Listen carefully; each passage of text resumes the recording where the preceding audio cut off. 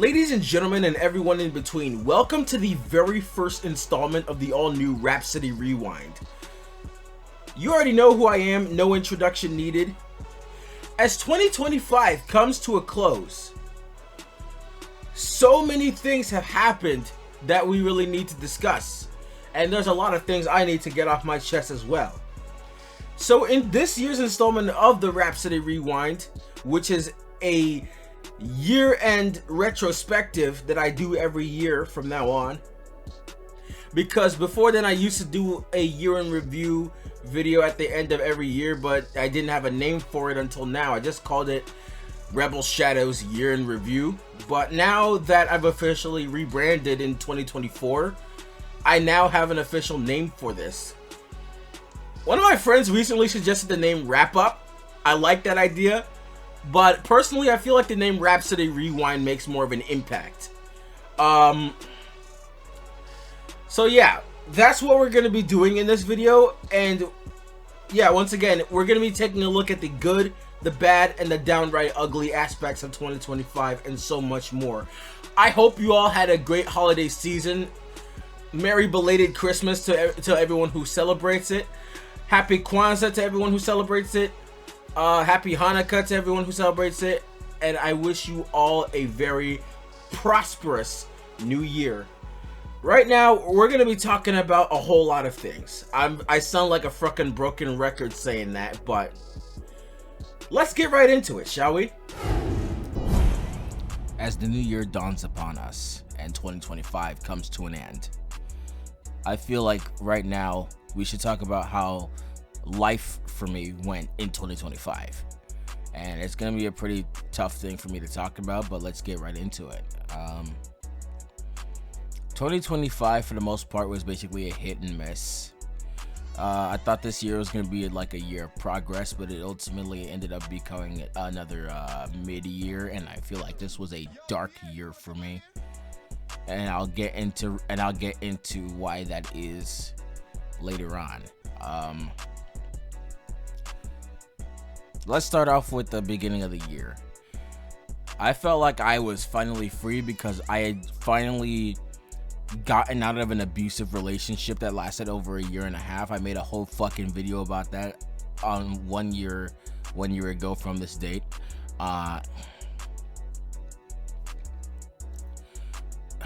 The date is December 31st as of the day I'm recording this. Yes, I'm recording this on New Year's Eve because I'm trying to get this shot out as soon as possible. But yeah, I felt like I was finally free. I feel like I'm at peace. I feel like I'm in a perfect state of serenity because I no longer have to deal with any more of the pain and the suffering and the mental, verbal, and emotional abuse or anything else like that I described. Yeah, suffice to say that throbbing pain in my ass is finally gone. Like, I couldn't be any happier with my life.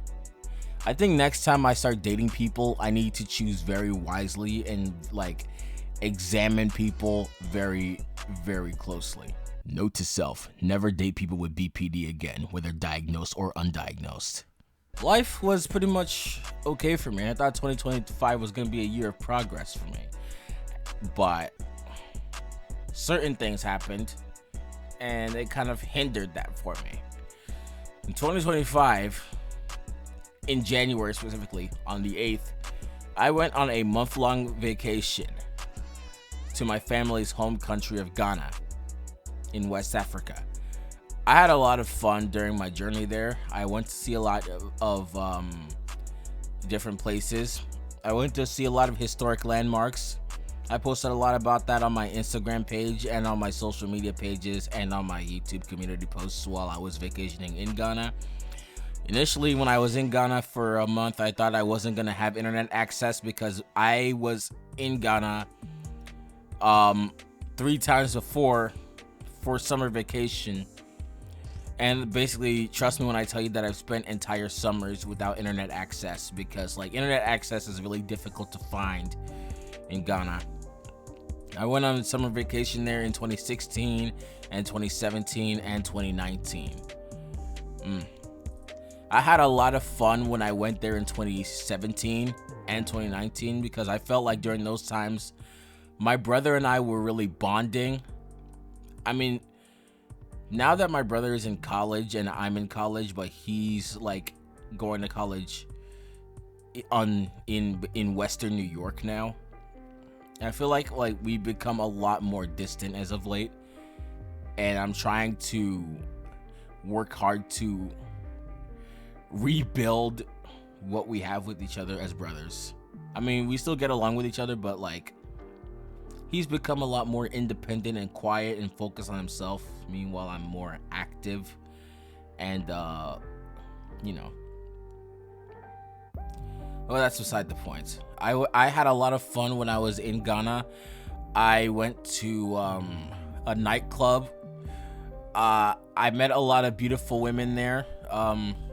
People from different countries. I met people from Switzerland, Germany, Morocco. Some people were Canadian, some people were American.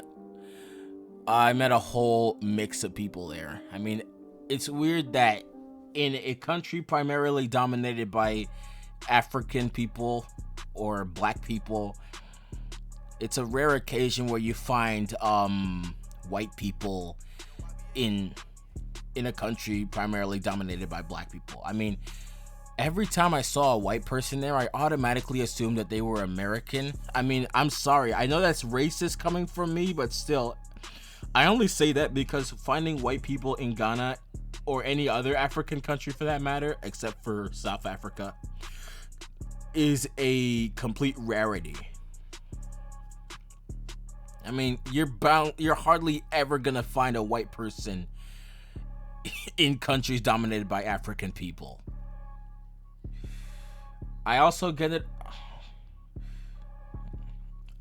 myself some memorabilia from there. I'm still keeping that in my room and in my office to this day, and I won't lie, I had a lot of fun. On the day when I got back home to America, God's country, I ended up falling asleep very fucking early. As soon as I got home, I fell asleep from 7 p.m. to 5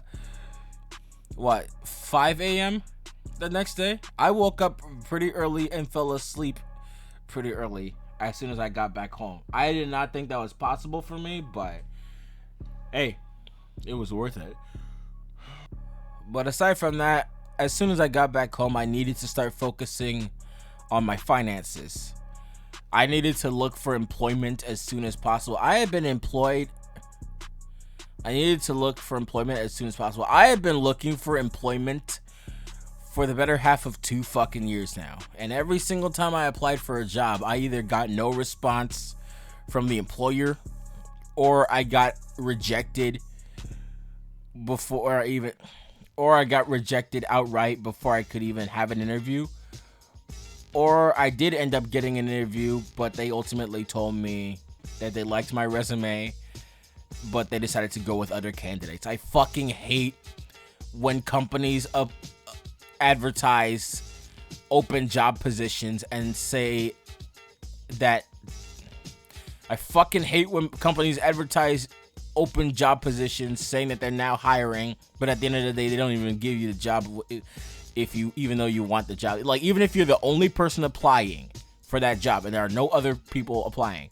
One thing I can't understand is that why do they make applying for a job sound like a fucking competition? Like, I don't understand how many other people are applying for a certain job. I mean, there's not too many people who might be interested in that job. I mean, sure, if a job offers decent amount of pay, I mean, people are gonna want that job, but I don't know how many people are applying for that job. Like, how many other people are applying for that job? And more so, why do they make applying for jobs, not applying for jobs necessarily, but like, why do they make it so difficult in today's day and age for people to even get jobs? Think about that the next time you boomers want to complain that no one wants to work anymore. It's that people do want to work. It's just that your employers aren't willing to hire people who actually want to work. And trust me, this is coming from someone who actually wants to work. This is coming from someone who's been wanting to work for the better half of 2 fucking years now. I need a source of income to keep me and my family financially stable. But in today's day and age, they make it so difficult for a person like me to do that. And I'm not blaming race. I'm not saying it's because I'm black. I'm not going to be the kind of person who's going to feel like a victim and use my racial status as an excuse for why certain things aren't happening or why certain things aren't going my way. I'm not the kind of person who do that. I mean, I see other black people doing that and I fucking hate it because it makes our people look bad. Seriously, I'm the kind of black person who has to hold my people accountable. But aside from that, I just don't like how the job market in America sucks.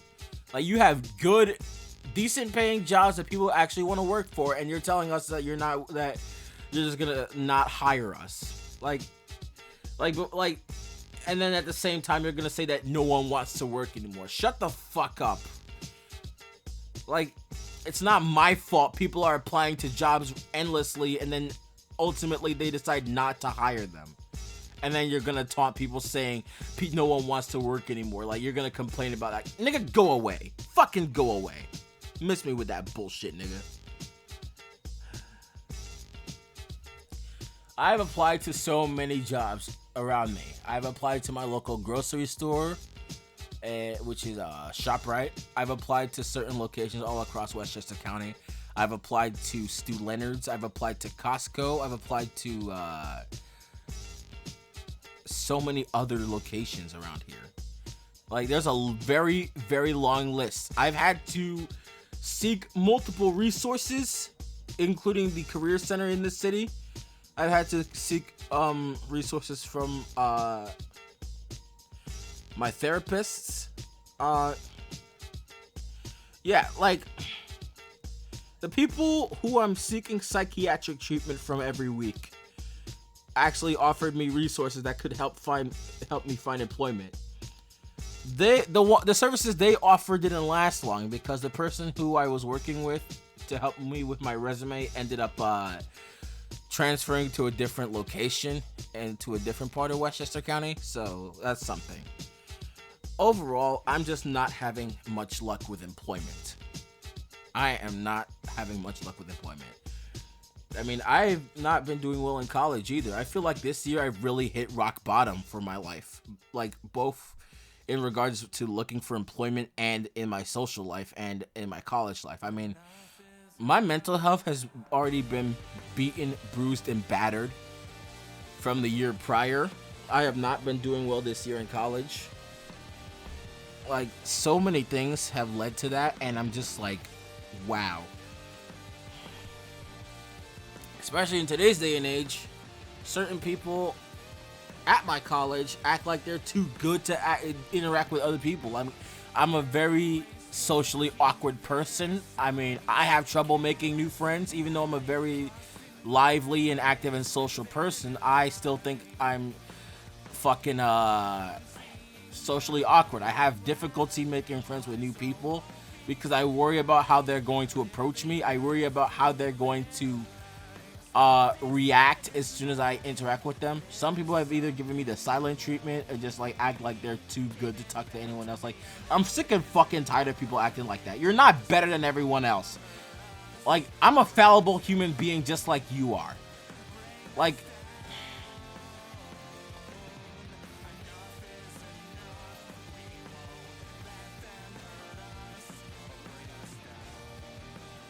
I feel that I deserve to be treated with respect and common decency too. Like, that's all I want. I just want to be treated with respect and common decency. But in today's day and age, that's basically too much to fucking ask. That's why I hate people. Like, you can label me all sorts of shit you want. I am not homophobic. I am not transphobic. I'm not racist. I'm not sexist. I'm not ableist. I am not misogynistic. I am not misandrist. I am not whatever you people want to call me. I hate everyone equally. I'm a misanthropist. That's what I consider myself. I have a general distaste. No, actually, no. I have a general hatred for the human race. Because people are so fucking evil to the point where having a serious lack of morals and ethics is just outright accepted at this point. And I fucking hate that about modern society. And it's for this very reason why I feel like this planet needs a thorough cleansing.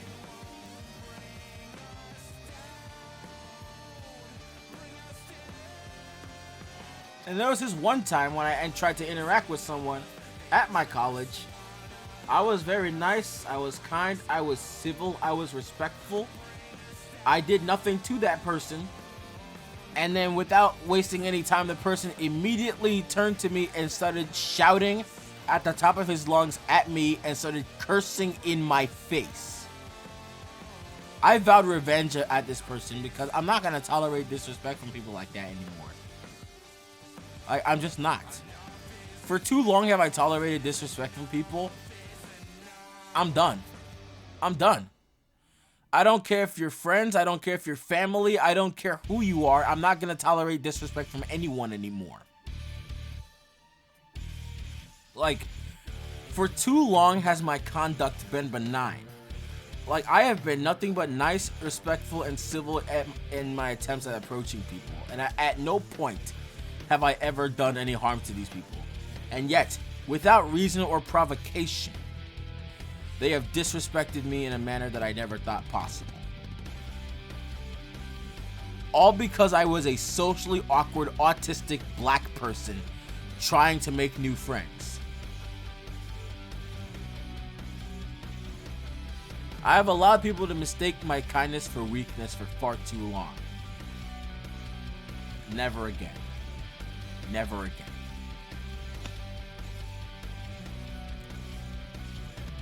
Nothing really happened until March of this year.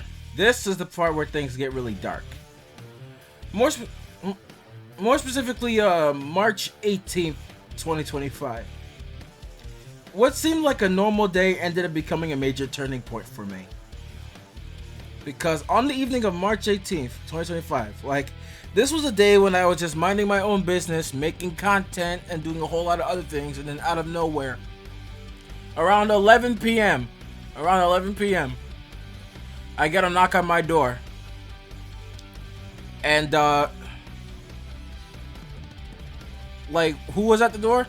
It was a friend of my dad's, who he was living with. When he came to the door,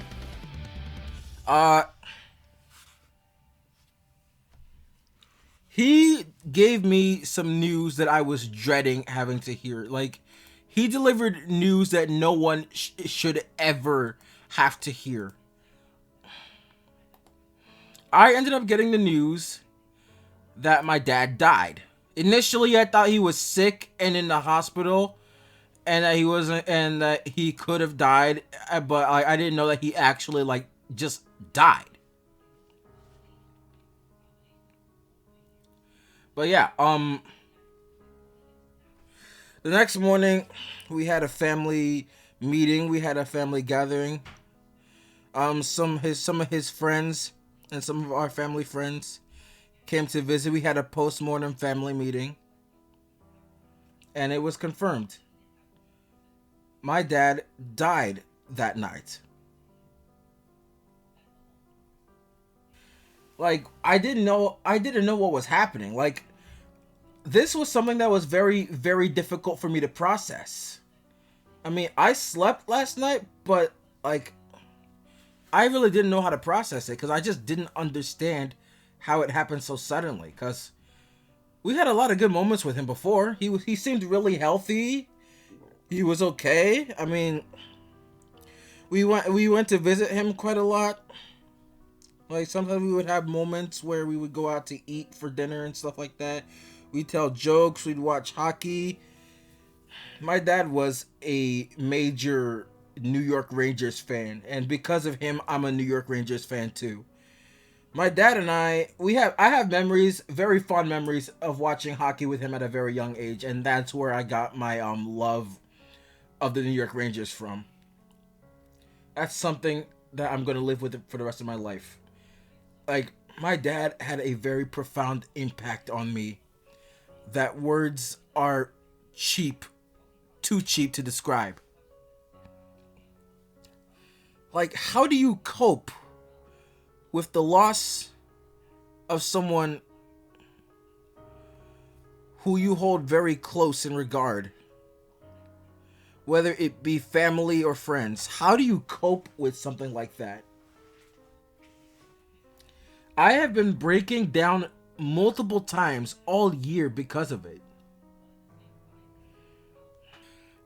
And that only further killed any motivation I had this year.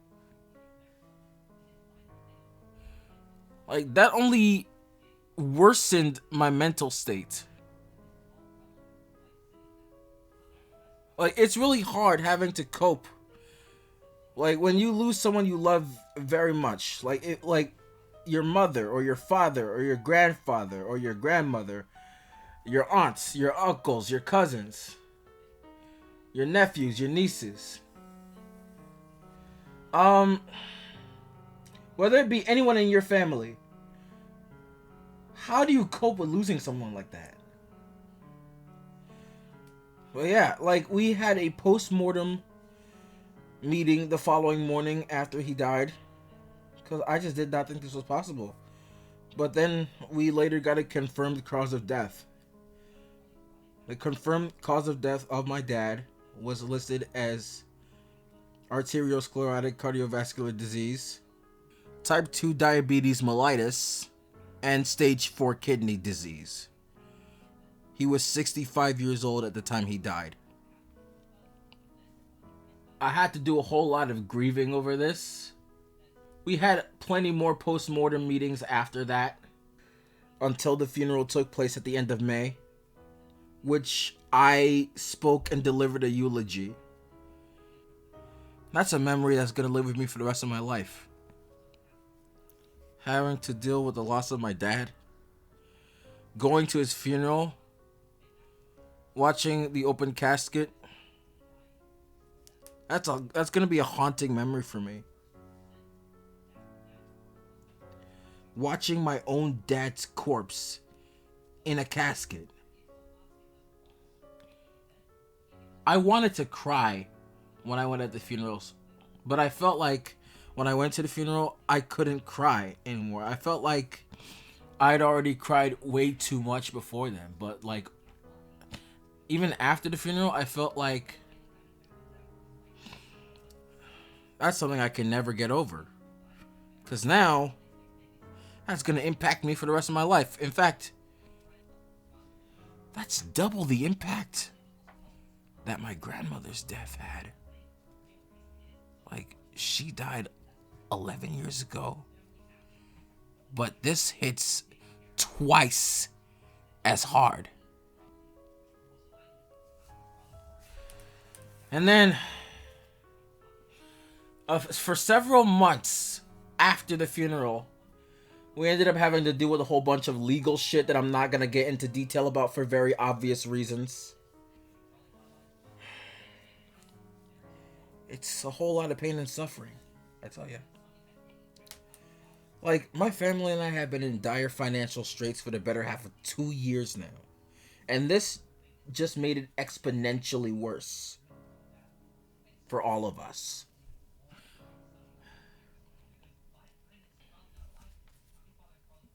Like, when you're dealing with the death of a loved one, whether it's a mother or a father, or a son or a daughter, aunt, uncle, nephew, niece, grandmother, grandfather, whoever it is in your family, trust me when I tell you that you never know what impact these people can have on your life, whether it be positive or negative.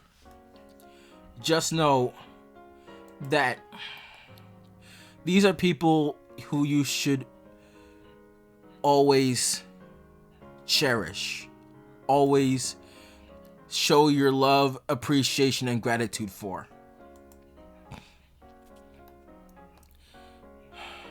These are people who you should never take for granted, because these are people who can guide you, show you the light, enlighten you, teach you new things, make memories with you,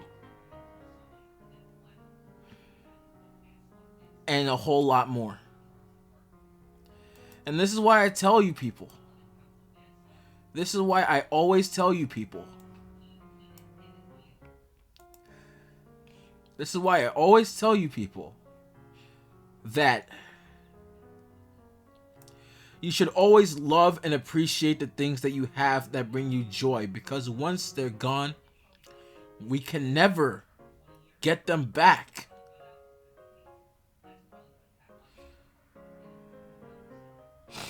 I've had to reflect on this the entire year now. Because just when I think that 2025 is going to be a year of progress, things take a major turn for the worse.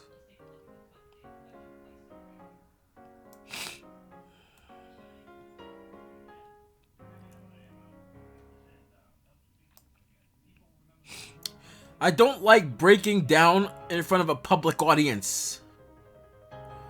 But even as I'm spilling my heart and soul out to you people, I still cannot get over the fact that he's gone.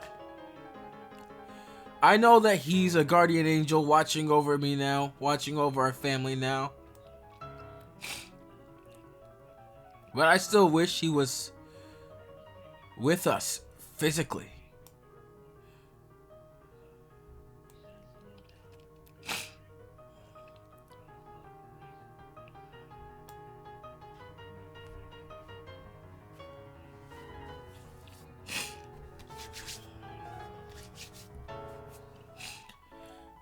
Dad, if you're watching this from above, thank you for everything you did for us. For me, for my brother, for my mom, for everyone in our family.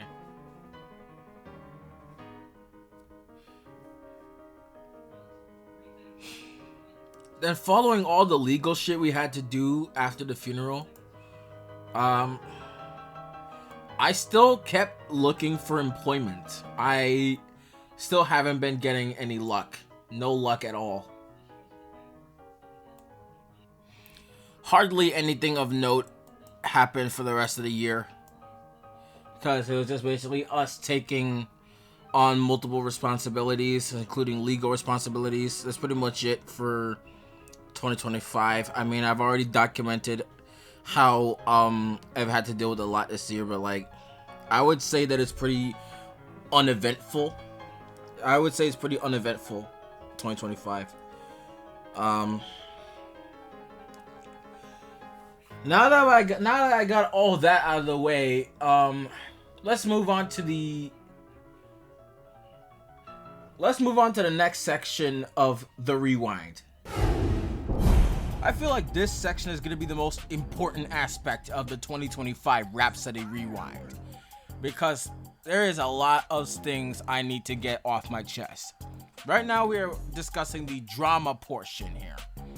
2025 hasn't really been much of a year for drama. I mean, that's a good thing. I mean, I've had to deal with a lot from the year prior, but 2025 was rather a less than eventful year. Apart from a few incidences on like Twitter and Blue Sky, where people have been accusing me of being either a Russian bot or a Zionist or other things like that.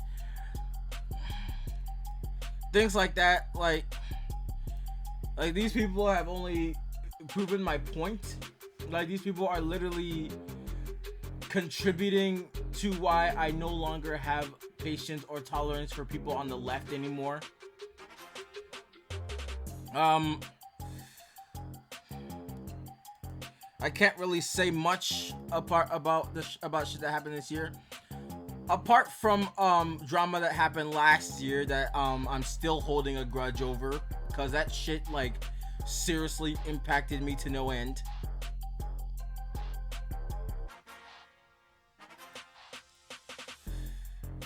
The only issue I'm having right now is more specifically with certain communities, especially the logo community.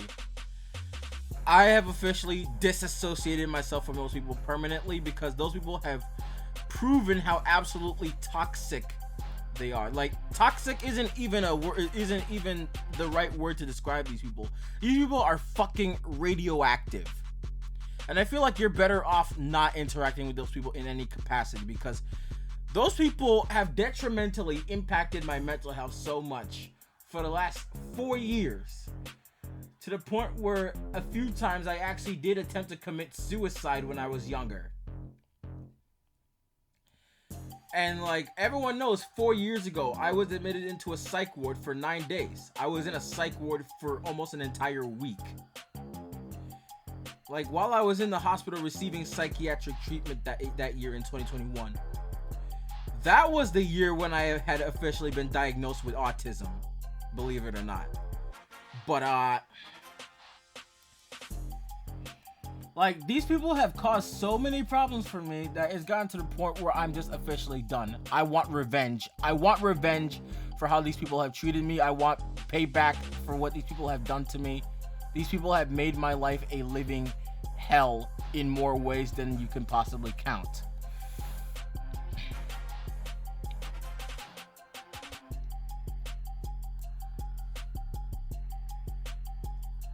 Like I mentioned before, how I had originally joined the Halo Studios boot up crew at like in late 2023, and then I had been like, and then out of nowhere in 2024, the entire crew basically cut ties with me and kicked me out of the project without even giving me a reasonable explanation whatsoever. And when I wrote an apology trying to explain everything, these people doubled down on it and like saying that saying shit like these people have every right to cut ties with you even without an explanation. That's bullshit. That's not accountability. That's cowardice. That's cowardice, and you know it. And the fact that you people are still doubling down on how you treated me that year is a testament to exactly where your moral values are. They're completely fucking non-existent. You people are actually horrible people because you don't care about morals. All you people care about is whether or not your feelings are hurt. That's basically the entire basis of the logo community for this whole time. They've always had ulterior motives. They've always had a personal grudge against me, even for stupid reasons, especially over things that shouldn't impact them in the slightest. Like hell, even when you want to have a conversation to hash things out, these people are impossible to have a conversation with. Because the only thing they will do is they will rage bait you, they will troll you, they will antagonize you, even without any reason or provocation whatsoever. And these people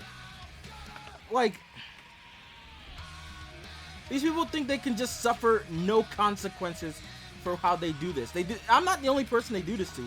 They do this to other unsuspecting people too. The community is so bad that even major channels, like people like Broken Saw or Logic Smash, I remember if I recall correctly, even channels like those said that they didn't want to be involved with those communities. And honestly, I don't blame them, because those people are horrible people, because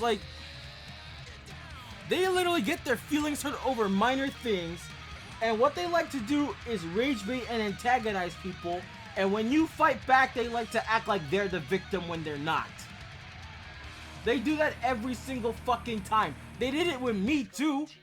They did it with me. So apparently, according to your logic, I'm not allowed to get angry. But you people are allowed to do things that you know will make me angry, and then make excuses for it, and then suffer no consequences for it. You people are genuinely evil. I'm willing to bet that you have destroyed countless lives here online. You've destroyed countless reputations. You've detrimentally impacted the mental health of countless people.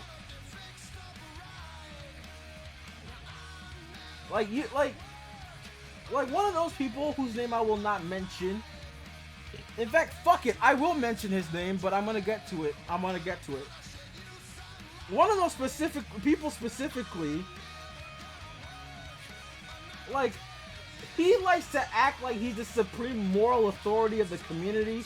He likes to act like he's the final boss of the internet. Dude wants to accuse me of being a wannabe tough guy, and then accuses me of quote-unquote sending death threats towards minors. I don't think you're in any position to be calling me out for doing any of that kind of shit, or accusing me of that kind of shit, when you yourself literally defended someone who did exactly that. You literally defended my abusive ex who sent threats of violence and death threats towards minors multiple times. And you did that solely out of spite. You people don't care about morals. Even if you did care about morals, you only care about it when it benefits you. Because you people are all a bunch of egotistical, self-centered douchebags. I'm not even gonna hide it anymore. Like, the entire year, I had to change things up just so I could appease you people. I'm done doing that. I'm done being a people pleaser. I'm done catering to you woke ass pussies. Yeah, that's right, I said it. I said the W word. And you know why? Because people like you are a major contributing factor as to why I became a Republican. Because people like you don't want to have a conversation. All you want is confrontation. All you want is an excuse to act like you're the victim when you're not. All you want is an easy target to manipulate. All you want is an easy target to prey on. And that is exactly why people like you don't deserve to have rights. I became a Republican because people like you deserve to have your rights taken away. Yeah, that's right, I fucking said it. And no, I'm not talking about trans people. It has nothing to do with your race, religion, gender, sexual orientation, nationality, ethnicity, creed, disability, height, weight, or socioeconomic status, or anything like that. No, it doesn't even have anything to do, like, no. I'm not talking about any of that. The reason why I firmly believe that people like you deserve to have your rights taken away is because of your personality. Because people like you are genuinely shitty people. Like, you people don't believe in redemption. You don't believe in second chances. All you care about is cancel culture, and that's exactly why I left the Democratic Party. Like, all you people care about is cancel culture. You don't believe in forgiveness. You don't believe in anything that Jesus Christ taught. Like, you don't believe in any of that kind of shit. Like, you just like to spout bullshit and act like you're all high and mighty. Like, you guys like to act like you're the patron saint of morality, when all you're doing is just moral fagging. All you're doing is just moral grandstanding. Because I know you people do the exact same kind of shit that you like to accuse me of. Especially since some of you people have made some of the most grotesque accusations against me possible that I'm not going to get into detail about for very obvious reasons. Because that shit actually ruined my life. That shit severely impacted my mental health and almost caused me to return to feeling suicidal. This was the final straw for me. Not helping was the fact that some of my friends actually believed those accusations about me. And thank God those accusations were later debunked. But I still want nothing to do with any of those people. Ever again.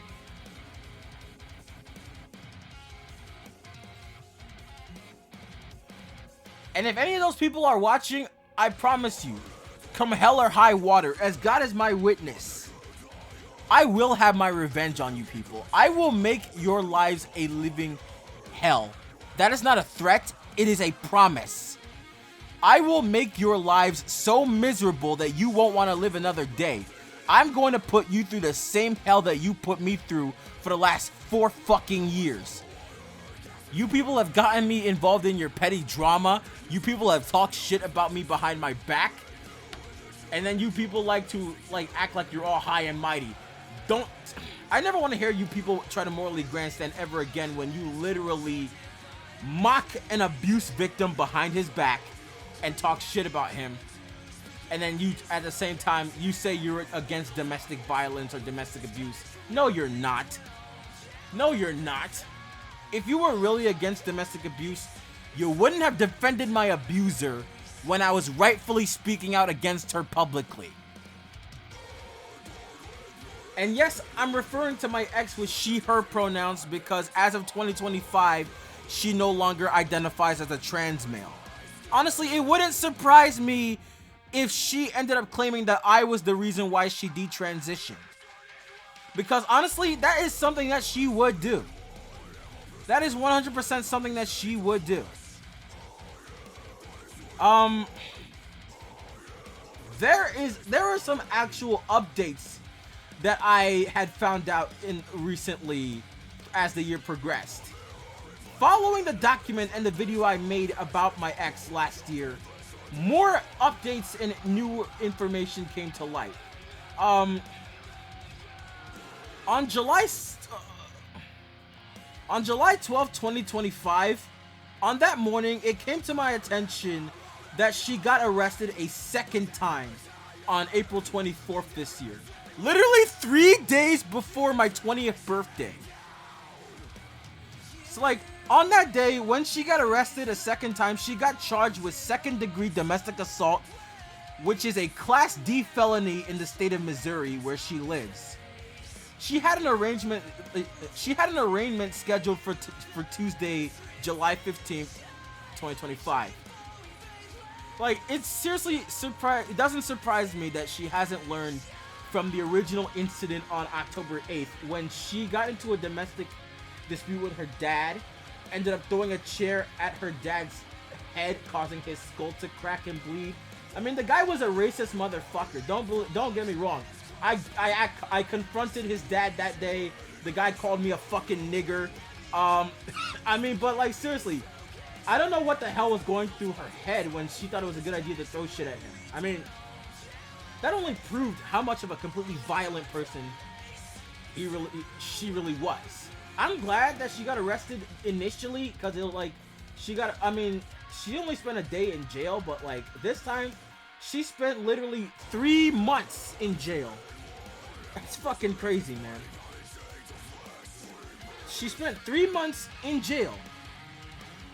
Like, I had to do a whole lot of information lookups on her.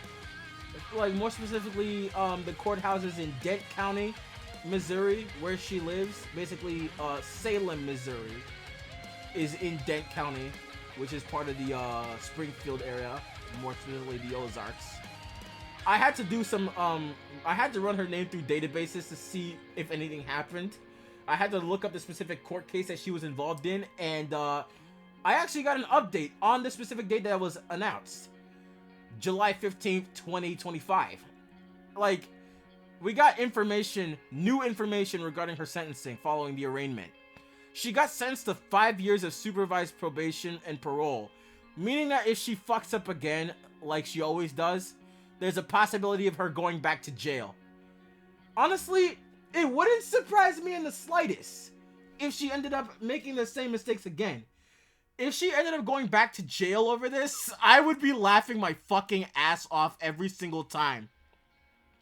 It fills me with pride and joy that I have single-handedly destroyed this person's life all over the shit that she put me through. That should tell you exactly the kind of person I am. Because if you're gonna fuck with me, if you're gonna put me through so much hell, I am a relentless person, and I will always have a relentless pursuit of justice and accountability, and I will not stop until I get what I want. That's the kind of person I am, and I'm proud of that. I should also note that when she got sentenced, she was supposed to start taking mandatory anger management courses. That was also listed on the transcript that I saw in the legal documents. But knowing the kind of person that she is, she's most likely not going to learn anything from those anger management courses that she's going to be taking. Also, I don't know how the fuck this happened, but she also ended up finding another boyfriend. I made sure to inform him about all the shit that she's done. But, I mean, he's still taking his chances with him. Like, imagine selling your soul so much. Like, imagine having so much of a lack of self-respect for yourself that you willingly, of your own volition, decide to start dating someone who's had a history of being mentally, verbally, and emotionally abusive, manipulative, controlling, toxic. Like, you're literally dating someone who's had a history of sending threats of violence towards minors, using their diagnosis of BPD and autism as an excuse for their actions, wishing death on other people who don't agree with her opinions, whether political or non-political, sending unsolicited self-harm pics to people, especially me. She really thought that that was some sort of gotcha. She really thought that she was accomplishing something by doing that, but she really wasn't. Now, all I have here is complete evidence against you.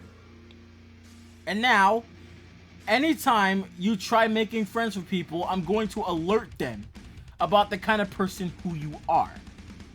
Because I want to watch your life, both online and offline, collapse before your very eyes. And now that people finally know the truth about you, I'm gonna make sure that if you do get a job, I'm going to get you fired. I'm going to get you kicked out of whatever company you end up working for. I'm going to have my revenge on you and every single person in the logo community that ever fucked me over. And because that's what they like to do. They like to exploit people's personal demons and then use them as fodder for riffing material against them. Like, imagine riffing on people who have serious mental health issues, and those people you've taken advantage of in more ways than one. You people are actually genuinely evil people. Not helping was the fact that this year I had to deal with one of them, even though I thought I already moved on from those faggots. One of them came into my DMs shortly after the Charlie Kirk assassination, just to DM me solely with the intent of starting shit with me again. You know exactly who you are. You know exactly who you are. And I still think that people like you deserve to have your rights taken away from you. Period. I'm going to get more into detail about the Charlie Kirk assassination in the next section of this video. But, I'm going to continue discussing this whole thing. I don't want to keep talking about the logo community too much because every single time I think about them, it fills me with genuine primal rage. I feel the fire inside starting up again every time I think about those people. But, like, I feel like if you are willingly, of your own volition, joining that community, you are selling your soul. You are selling your soul to join yourselves with a bunch of people who think they're better than everyone else when they're not. They're a bunch of fucking egotistical assholes. These people have no sense of accountability whatsoever.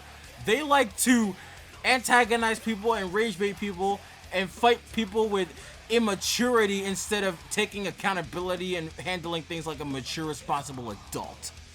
I don't care if they're minors. Being a minor does not make you exempt from or immune to accountability. And I will tolerate no opinion of the contrary, because anyone who says otherwise is a fucking moron. And if you actually think otherwise, go hurt yourself for all the people whose lives you ruined. Please. Like, these people will always have an axe to grind against you for the stupidest reasons. Especially over things that shouldn't impact them in the slightest. Like, these people like to use the past as an excuse to shame people. They like to bring up people's past incidents as a way to, as some sort of gotcha against them. They like to reignite flames that have already been long extinguished. These people are stuck in their ways out of cowardice, entitlement, arrogance, and stupidity. Because all they care about is cancel culture. They don't care about cancel culture for the sake of accountability. for righteous accountability. They only care about cancel culture for the sake of holding a grudge, and especially over stupid and petty reasons. Like, now why the fuck would you do that?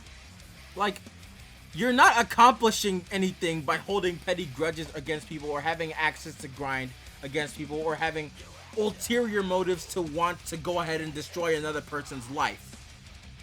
Like, you people are a whole bunch of nothing more than miserable fucking retards who gain pleasure and satisfaction out of being an absolute dickhead because, lol, being an absolute dickhead and rage baiting people for no reason is funny. Lol. Like, reigniting flames that have already been long extinguished is funny. I like to make memes about people who are mentally unstable and exploit their personal demons and use it as riffing fodder. Lol. I'd like to meet your mothers and then push them onto oncoming traffic for giving birth to you people. You literal pieces of human fucking excrement. Stop acting like you people are better than everyone else. You guys remake logos for a living and your main audience is little children.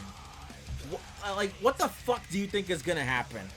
Like, your life holds no merit. You serve zero purpose on this planet other than making material for stupid, immature little retarded kids to consume. You people all have fragile egos because every time you make remakes of logos in Blender or any other type of software, you like to gatekeep that shit because you don't like other people using those models because it hurts your little fifis. It hurts your little fifis that other people want to be creative and use models that you created that you do not own the explicit, like, exclusive rights to because they're owned by the companies of which you're remaking. Like, you people act like you're better than everyone else. Like, you're like, gatekeeping shit isn't going to make anything better. It's just making things worse. And I remember Sora made a post about that. In fact, I really hope he's watching this right now because there's a lot of things I want to say to him.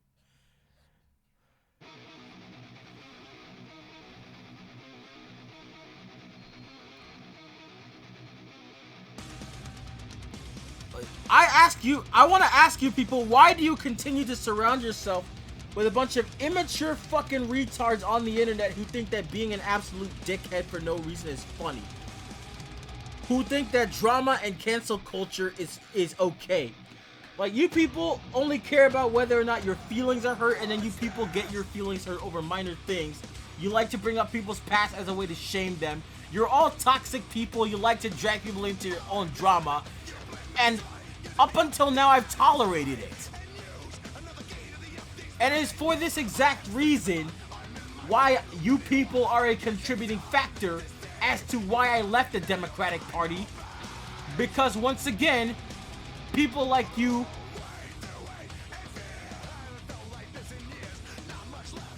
fucking woke liberal leftist retards like you are not improving society in any capacity. You're only making it worse. And for all of these reasons that I have mentioned, it's for these exact reasons why you should not ever consider joining or associating with the logo community in any capacity whatsoever. Like, I stand strong in my firm belief that you should never ever associate yourself with the logo community for this exact reason. And yes, I'm taking this time to air out certain grievances. I really hope Sora is watching this because I want to get a lot of stuff off my chest with him. Believe it or not, I still care about him, even though shit happened last year. I still care about him.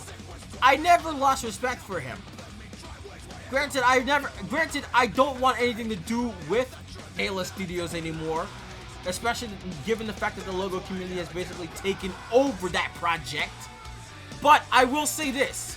I mean, I know you're still thinking about whether or not you should associate with me again. I'm not forcing you to, but I really implore you. I strongly implore you to consider everything we've discussed before. Because why are you still continuing to associate yourself with a bunch of immature people who think that rage baiting people and harassing and bullying people and weaponizing their past against them as if it's some sort of gotcha? Like, why do you continue to associate yourself with people like that? Those are genuinely awful people to be around. Plus, it's funny how they like to claim that I'm acting like some sort of online tough guy or internet keyboard warrior, when the truth is, those people can't even develop the fucking testicular fortitude to actually have a decent adult conversation with me. Like, they're too much of a fucking pussy to actually do that.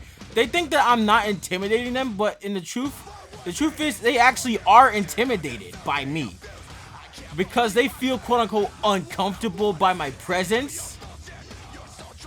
And again, they can't even be fucked to have an actual dialogue. They can't even be fucked to have an actual conversation with me. So we can like hash things out. Like, so we can air grievances about each other like face to face. Instead of taking the direct confrontation route and having like actual conversations so we can like resolve our differences and put whatever beef we have to bed, like instead of actually taking the mature adult route, those people would rather start rage baiting people because lol, being an absolute dickhead is funny. Yeah. The truth is, you people are afraid of me. You just don't want to admit it because, again, you lack the fucking testicular fortitude to do so. Every time you see me, you start feeling uncomfortable. Like, I don't want him here. He's gonna make us uncomfortable. He's gonna hurt our little fee-fees. That's literally what you people are doing. Like, I don't make you uncomfortable. My presence and existence challenges your comfort. And I'm not gonna change the kind of person I am just to make you feel comfortable. That's not who I am. I'm done being a people pleaser, and I'm done giving clemency to people who don't deserve it. So yeah, I exist. I have a beating heart. I have lungs that still work. There is still breath inside my body. Whether you like it or not, I exist, and I'm still gonna be here for a long time. So whether you like it or not, you're just gonna have to deal with me. I'm still gonna be alive for the next several years, and all you can do is just cope and see. Because you people don't like me, you don't like the fact that I'm still here, I'm still standing, and I'm still gonna be here for the next 10 years. You guys basically have no choice but to accept it. I'm still here whether you like it or not. I'm still the same relentless son of a bitch that's still punching, kicking, and fighting just to get to the top. But like people like you, and yes, I'm talking to the local community directly, you people all have nothing more than dead weight that has been holding me back from reaching my potential in life. You are the reason why my mental health has been rapidly declining in recent years.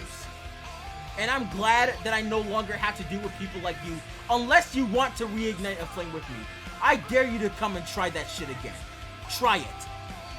The end result, I promise you, the end result is gonna look very bad for you. Because I know you have no problem doing this behind the screen, but I'm more of a confrontational person when I want to be. I'm only confrontational when provoked. Because I guarantee you, if I met you in person right now, I would beat your fucking ass. I would kick you in your face and then come back to pick up the pieces. Try that shit with me. Try it. Anyways, back to Sora. This is for you. I'm going to be very, very calm and respectful with you because I still have a lot of respect for you. I still care about you in more ways than one. So yeah, I'm just gonna redirect this to you. You really should not allow these people's feelings or opinions impact your decisions. Like, they have no jurisdiction over who you're supposedly allowed or not allowed to associate yourself with. They have no jurisdiction over who you're allowed to associate yourself with. Like, you should have the freedom and the liberty to associate yourself with whoever you choose. Then, and only then, if you feel that if there's something about them that just makes you feel wrong or rubs you the wrong way, then there's a reason to disassociate yourself from them at any time. Like, if any of those people in the local community have issues with me, that's fine. I don't care about those people anymore. I have issues with them too, because they have an axe to grind against me over stupid shit. Like, they've been holding a grudge against me for years now. Plus, they literally mocked me, an abuse victim, and defended my abuser. They're a community that has no sense of accountability whatsoever. Why do you continue to associate yourself with those people, despite you being a good person with a good heart? Like what I'm trying to say is that you don't need anyone's quote-unquote permission to associate yourself with anyone. Like, and you shouldn't feel like you should have to ask for permission to associate with anyone. Now, I'm not trying to manipulate you, nor am I forcing you to try to get back into contact me, but I'm still throwing it out there. I strongly implore you to take everything I've said here under consideration. I think I've gotten all of that out of my system regarding those people. This wasn't just an isolated incident that happened last year. No, this is for years and years and years of shit that they put me through. So I'm glad I finally had to let all that out. But let's not dwell on 2024 or any of the prior years any further. This is the 2025 Rhapsody Rewind, and I feel like it would be better if we started talking about shit that happened this year. Not much drama happened this year in 2025, and thank God for that, because I wouldn't say it's entirely a drama-free year, but there was significantly less drama this year than last year for me. And I'm happy about that. I'm happy that there was a lot less drama for me this year than there was last year. But that still doesn't change the fact that I still want vengeance. But, the only thing of note that happened to me this year is that, like, I did lose some of my wrestling friends on Twitter. I had, like, a falling out with some of them, but hey, life goes on. I'll find other people. I didn't get involved in any other type of drama until, like, July of 2025. Like, with some, like, if you've already seen the posts I made on my community posts at the end of September, I made a post about this person, Megan Mirage, aka Shadow Dark Kitten, Ice Willow 9. This person goes by a whole bunch of names. And she ended up baselessly accusing one of my friends of posting child pornography.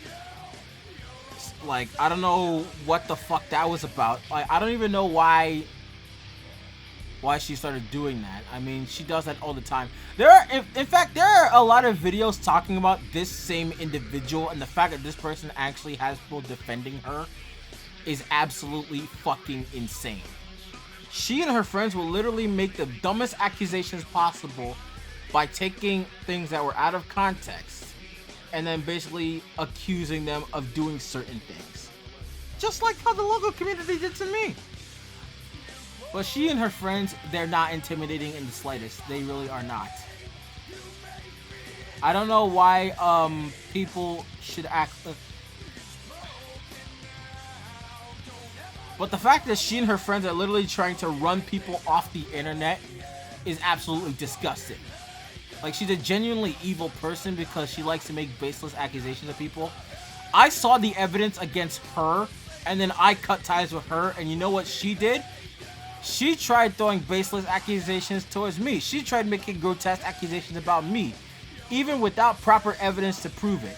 Like, do you really think that I'm gonna cut ties with one of your friends based on a baseless accusation that you have provided no citations or evidence to corroborate your claim? You have provided nothing to corroborate your bullshit claim. Absolutely not. I'm not gonna believe that kind of shit without doing due diligence first. I'm not gonna believe, like, bullshit claims without doing my due diligence first. Also, I'm gonna direct this part to Megan and Deccan and anyone associated with those people. Did you really think that adding me to some sort of fucking quote-unquote confrontation group chat is gonna accomplish anything? No, you're wasting your time and mine by doing this. Like, you're not accomplishing anything. And then you think you can try to use that as some sort of evidence? That literally proves nothing. Whatever you were trying to do, you failed miserably. You failed horrendously at it. So I think you'd be better off just giving up. Like, seriously, all the time that you spent harassing me while I was minding my own business and doing my own thing, all of that shit you were doing, when you were doing that, that is time that you could have and should have spent searching for and maintaining a job like what I was doing. It doesn't help that the fact that, not helping is the fact that both of them have entries on Encyclopedia Dramatica. I'm not fucking kidding. They actually have ED articles. Both of them do. I find it absolutely hilarious how they thought that adding me to a confrontation chat was gonna accomplish anything. Like, and anytime he gets confronted, he just leaves like a pussy. He pussies out from taking any sort of accountability whatsoever. The guy is literally 20 fucking years old, same age as me, a grown ass man, and he's wasting his life attacking kids online instead of searching for or maintaining a job. Like, I learned that he drove a 12-year-old to suicide 4 years ago and doxed an underage person. And both he and Megan like to basically accuse people of being pedophiles over the most trivial shit, despite him literally admitting that he would want to, I feel uncomfortable and icky saying this. Despite him literally admitting before that he wanted to cuddle with a 16-year-old despite him being 20. Fucking weirdo. Not helping is the fact that I also heard that he sent one of his fans to sexually harass someone. All this information I'm learning after I posted that shit on my community post at the end of September, when she crossed the line by reaching out to my friend Ruthie Rainbow and Matt Crowley by feeding them lies and baseless accusations without any fucking evidence to corroborate their claims. Like, if any of those fucking retards are watching this, consider yourself warned. If for any reason you ever try to contact me or any member of my community ever again, I will actively become your personal problem in a very direct way. It wouldn't surprise me if your information has already been leaked publicly before. Now, I'm just gonna further that information, if I can even find it, and I'm going to start broadcasting it everywhere I can fucking find it. Like, you don't just try to cross a line with me like that by basically slandering me to my closest friends who I knew for like what? Fucking, how long has it been? It was like, well, like 6, 7, 8 years now? I lost count. Like, you don't just pull that kind of shit with me and expect there to not be consequences. Let's not forget that they're also friends with a literal Trump supporter.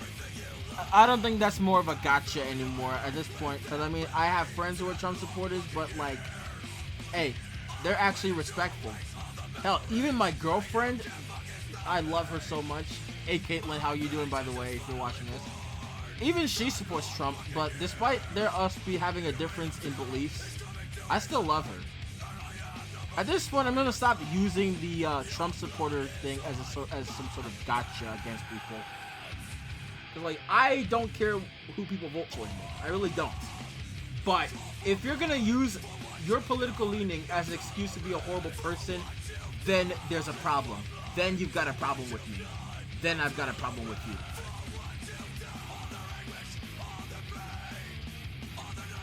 The guy was literally wasting his time trying to spy on my server despite there being rules against this kind of shit.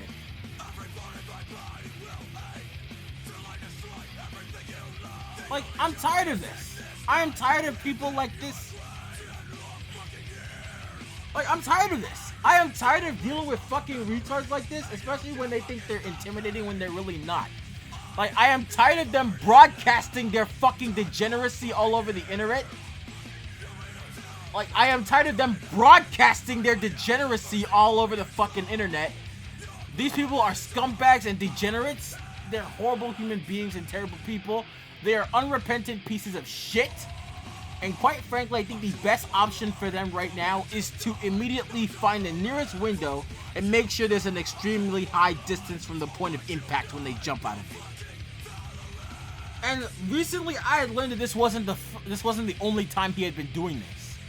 He was also doxing a whole lot of other minors and grooming people and framing minors of things they never did, basically accusing them and threatening them.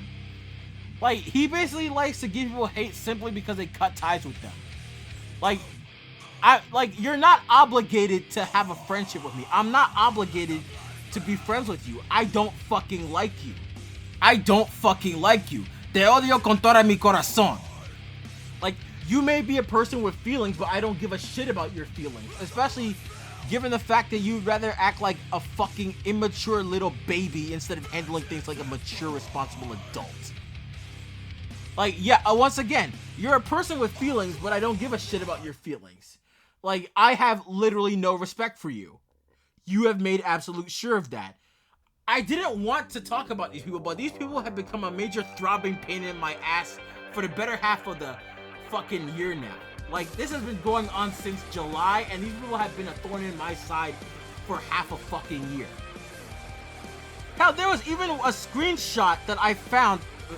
Hell, I was even sent a screenshot where he directly admits, and he's basically saying the quiet part out loud, where he says, and I quote, "All the people against me are pedophiles."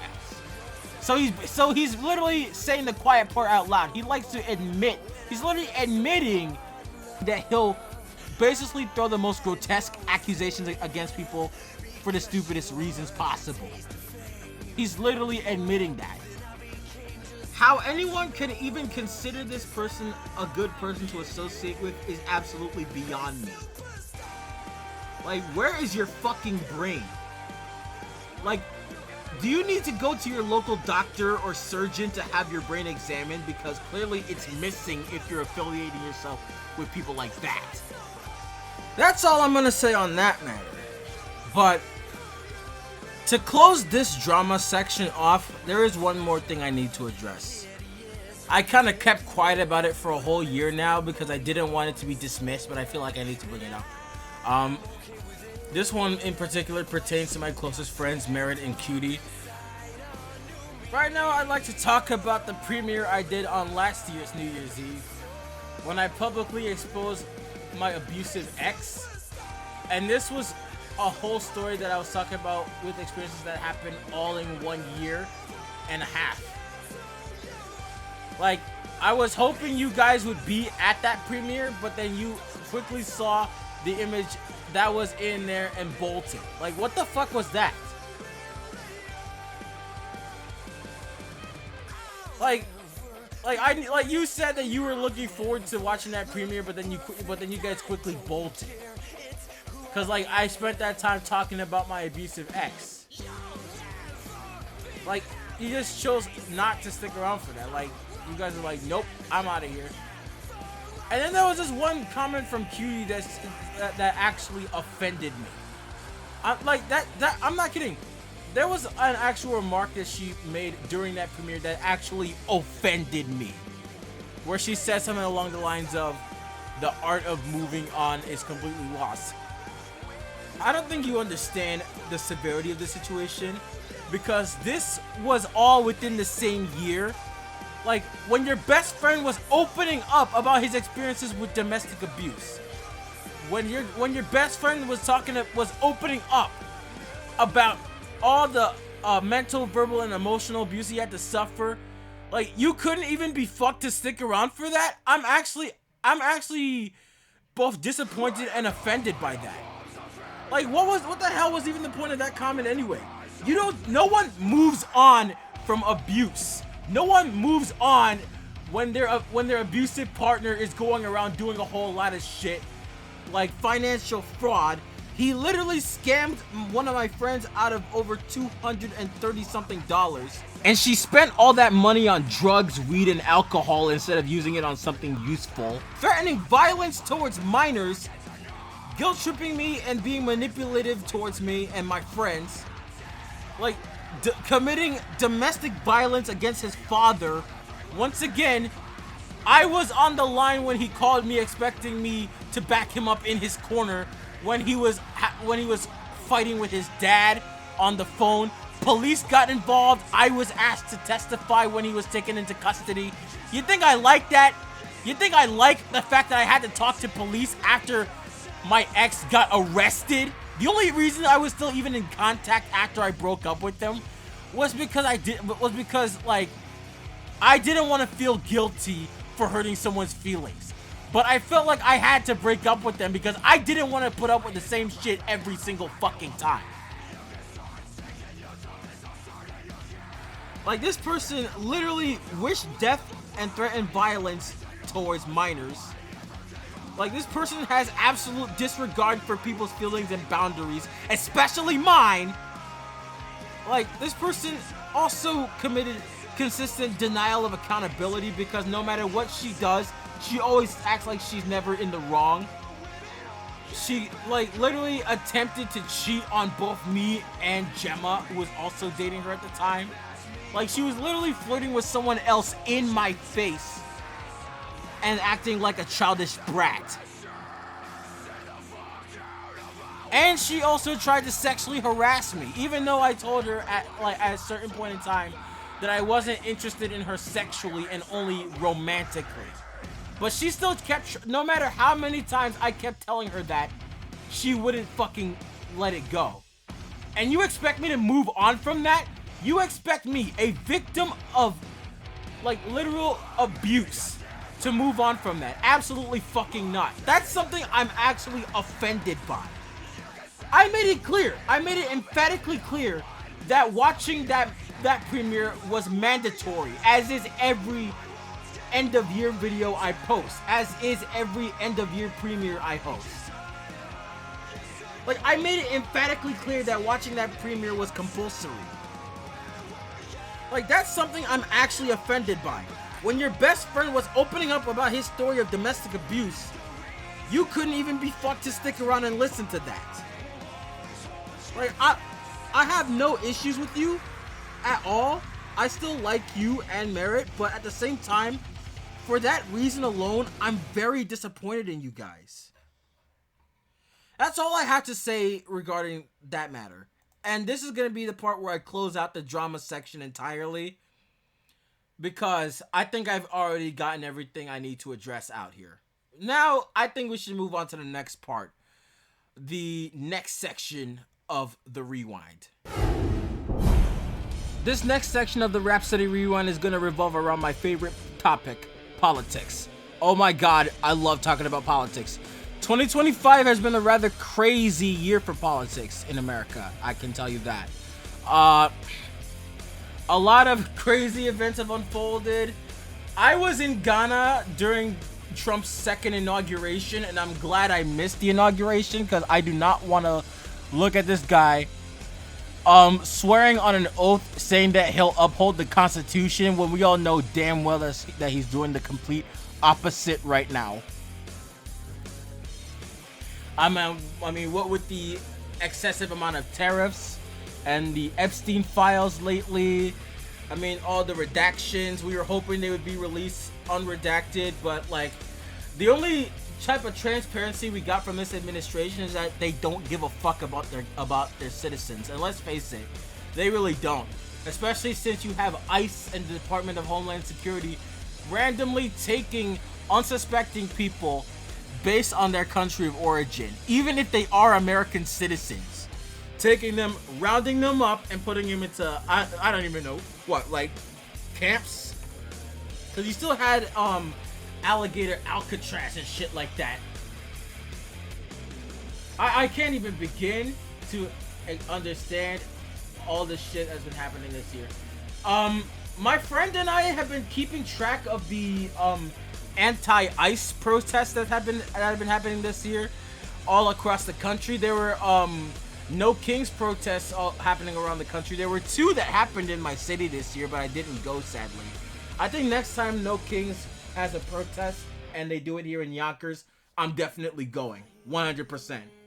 One thing I don't understand though is what the fuck was that about? Like, we basically go back to 1992, more specifically April 29th, 1992, with the riots in Los Angeles over America's recent anti-immigration stance. What the fuck are we doing? I mean, we're setting buildings on fire. We're setting buildings on fire. We got police using excessive force, shooting rubber bullets, throwing tear gas. You got people vandalizing vehicles, especially ICE vehicles. You got people vandalizing news vehicles. Like, come on, the reporters are just trying to do their job. They're trying to bring you the news about everything that's happening in the later years. Like, what the fuck? I mean, I witnessed a lot. I witnessed a whole lot. Let's not forget the infamous Elon Musk versus Donald Trump feud. I mean, everyone was talking about it, and honestly, I think it's funny how Elon Musk is trying to be more like the fucking Democrats now, especially since he left the Trump administration. But let me tell you something, Elon. Both the Democrats and the Republicans hate your fucking guts. I can promise you that right now. I can also say the same for Marjorie Taylor Greene, who was once a prominent far-right MAGA supporter. But then she quickly came to realize that even Trump doesn't give a shit about her. Now, why are you people voluntarily selling your soul to suck that big meaty dick of a man who doesn't give a shit about you and who would forget you ever existed if you died tomorrow? Like, why do you voluntarily, of your own volition, choose to support a man like that, knowing that eventually you're gonna face the consequences? Like, you're gonna learn the hard way that he does not give one single shadow of a fuck about you. He does not give one flying fuck about you or your family or anyone else that you know or care about. Like, my God. Now, I recently watched her interview on The View on ABC, and I was actually impressed. I loved the amount of respectful dialogue that happened between all the guests. I mean, that's something I don't expect out of a show like The View. Because honestly, you guys know how much I fucking hate The View. Like, I've hated it for like years now. I mean, I just cannot stand the guests. I mean, I used to like Whoopi Goldberg before she ended up joining The View. I just could not stand any of the other hosts, especially Joy Behar. Like, I couldn't stand any of them. So yeah, I could understand why Meredith Vieira left The View in 2006 in favor of joining the Today Show. I can understand that. But that's not the point. Like, right now I'm just like, bro, why is MTG actually spewing facts this time? Like, is she like waking up now? Like, is she actually making me want to agree with her? I mean, that's gonna be next to impossible knowing the kind of person she is. Like, what the fuck kind of weird ass timeline are we living in?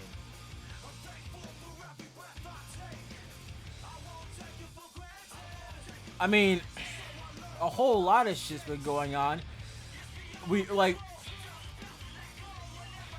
Fucking Christy Gnome's doing a whole lot of shit there. I mean, I've already done a whole lot of political commentary videos this year and last year, to the point where I'm just kind of like burned out. I'm running out of things to talk about because Trump's unpredictability is becoming predictable at this point. I never thought I'd say that, but it's true. Trump's unpredictability is becoming predictable. Like, at one point on Twitter, people ended up thinking that he finally kicked the bucket and they were prematurely celebrating. Like, what the fuck? I mean, you got my hopes up for nothing. You got my hopes up for nothing. I mean, normally I wouldn't wish death on anyone, but in this case, in Trump's case, that's a major exception. Speaking of wishing death on people, let's talk about the Charlie Kirk assassination, shall we? Now, the day that it happened actually had an impact on me. And that's coming from someone who actually hated Charlie Kirk's guts. I hated his fucking guts, but did I at any point in time think that he deserved to get assassinated? Absolutely not. You guys know very well that I condemn political violence towards anyone. Whether you're a liberal or a conservative or a Democrat or a Republican or anyone in between, I don't care who it is. I don't care who you are or who it is that it is. Political violence is not the fucking answer. And I will tolerate no opinion of the contrary, because if you're going to tell me otherwise, then you're only confirming to me that you're an absolutely shitty person, and I don't want anything to fucking do with you. I don't want to be associated with you in any capacity if you condone political violence towards anyone.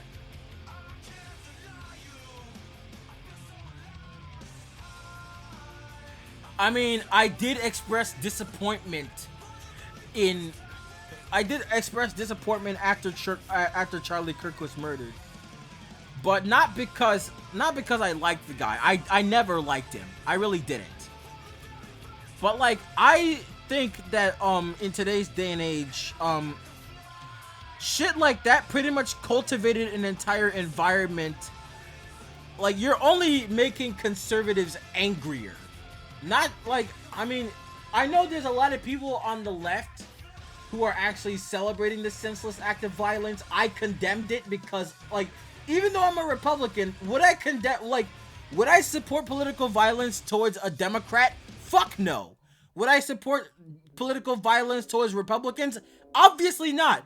Would I support political violence towards independents? Obviously not. No. I don't care what side of the political spectrum they're on. I really don't. Political violence is not the answer.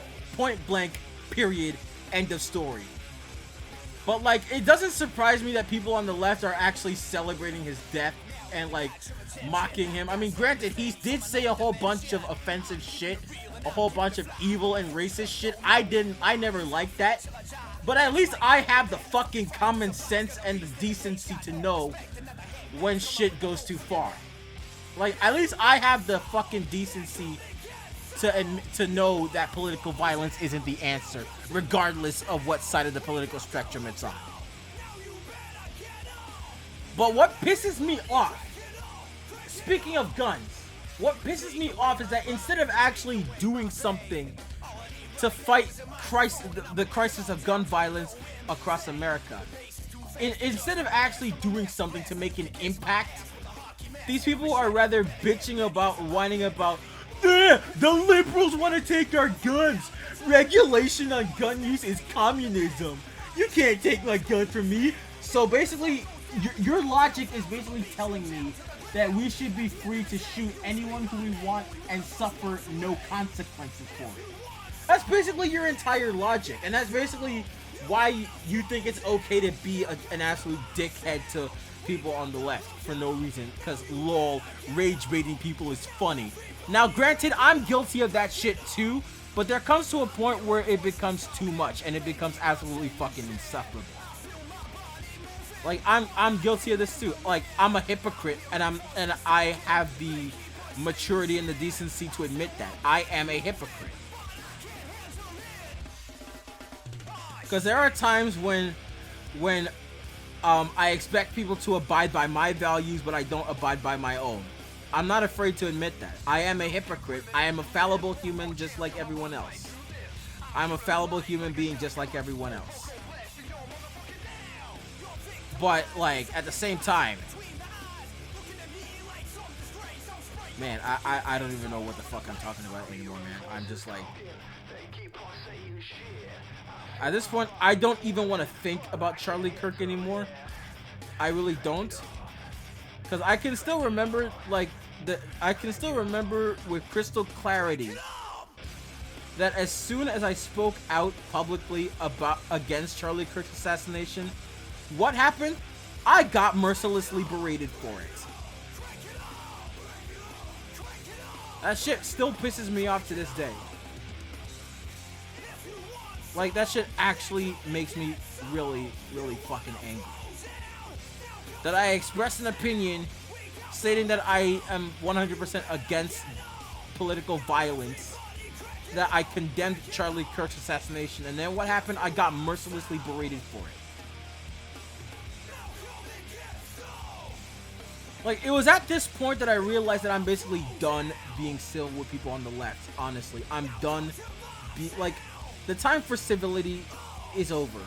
We're done with it. We're done with being... I'm done being civil with these people.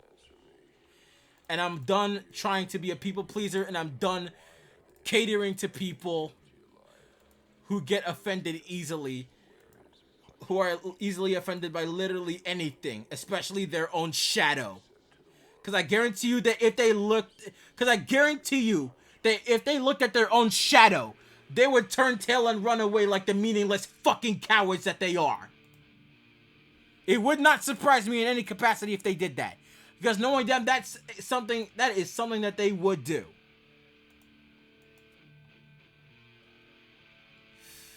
Like, this is only another contributing factor as to why I left the Democratic Party and reverted back to being a Republican. I will get more into detail about that another time, because I'm already planning another video titled Why I Left the Democratic Party. Like, I actually have the project in the works for 2026, and I'm going to be compiling it into a movie-length type video. Even though the one you're watching right now could already be compared to one. I mean, this could probably be considered a feature film length video, but at the same time, like, I'm just glad that I have a platform to speak out on. Because I feel like I want to use my platform to speak about multiple things. I mean, granted, I talk about wrestling and I post about a lot about wrestling, but I feel like I want to use my platform to spread awareness about things that are going on in today's day and age in America. And that's exactly what I've been doing since last year. Initially, I wanted to launch the Rebel Shadow Show in 2025, but like that got put on hold due to circumstances mentioned earlier. I don't know what else there is to say apart from the usual anti-MAGA shit that I talk about. I mean, if you've been looking at my Twitter, you will know that I gain pleasure and satisfaction out of bullying MAGA cultists for sport. Like, you should have seen some of the vile shit I've been saying to people. But, like, I mean every word of it. Like, there is not a chance in hell I'm going to be respectful to people who thinks that separating people from their families is okay, or to people who think that homophobia or transphobia or racism or sexism or ableism or any other form of discrimination, prejudice, or bigotry is funny or acceptable in any capacity. I have no mercy for those kind of people, and I have no sympathy for those kind of people. You already know that.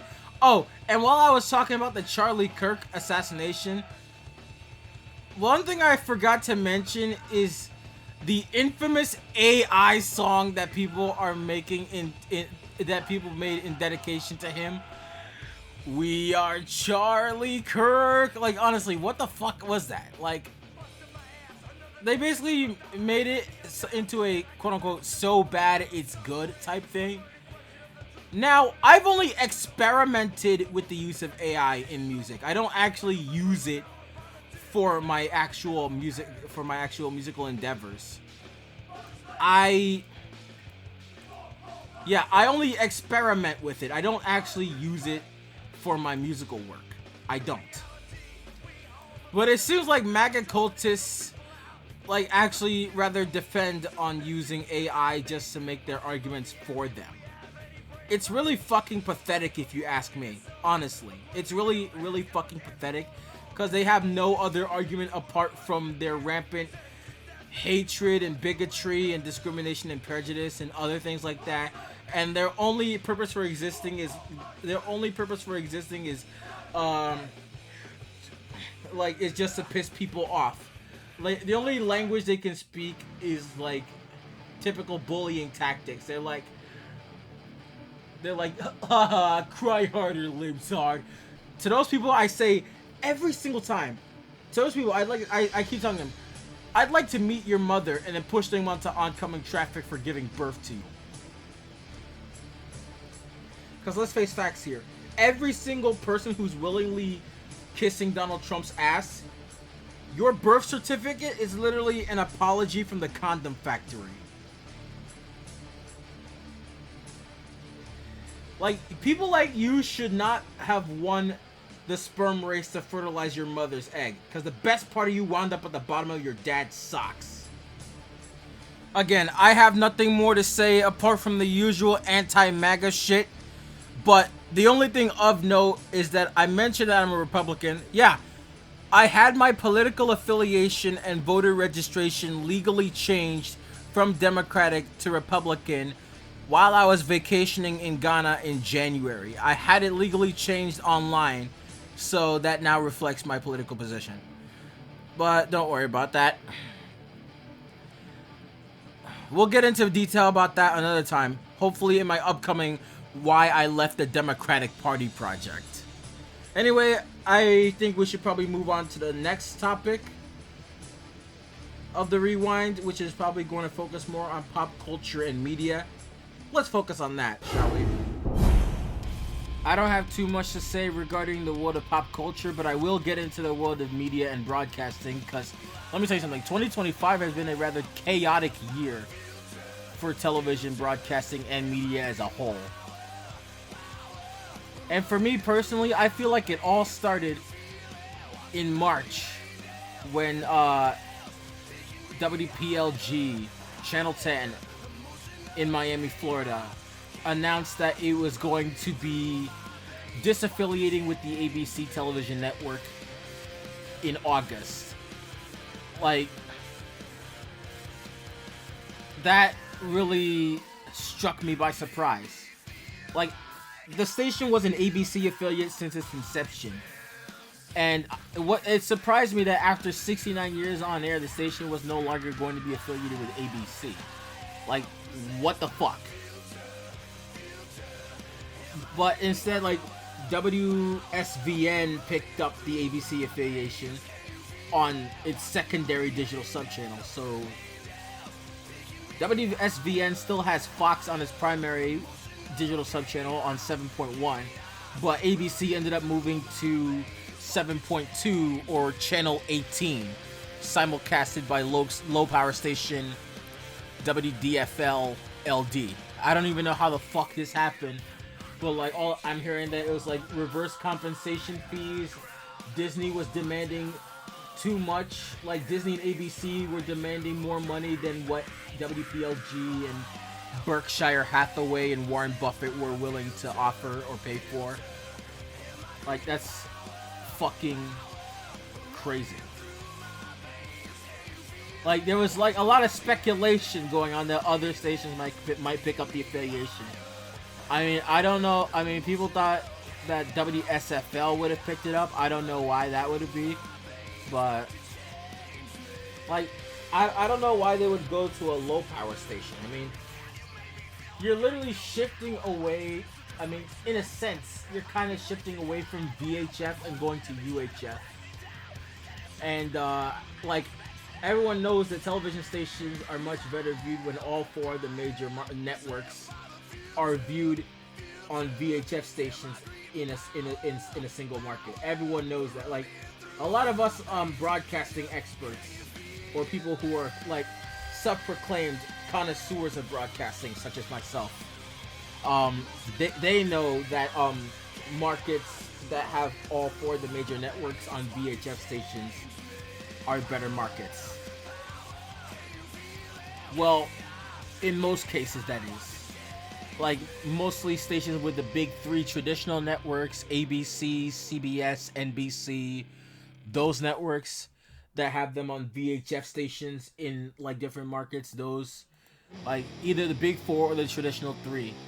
Either one of those options. Those make for the best media markets.